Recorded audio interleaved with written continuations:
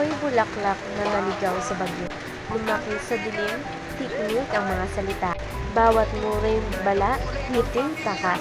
Hanggang sa dumating ang hapdos mo'y tahimik, na ika'y sumibol sa aking paningin. Parang bahaghari, humupas ang lungkot at pihati. Tisig na nag-akay sa aking palad. Pinalitan ng awit ang dating hiyaw.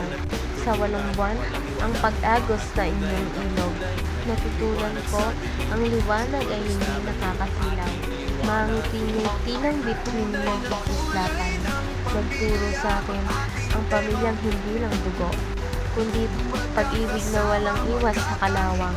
Naalala ko pa ang 3 buwan pangarap sa ibang hangin sa tigang na halik.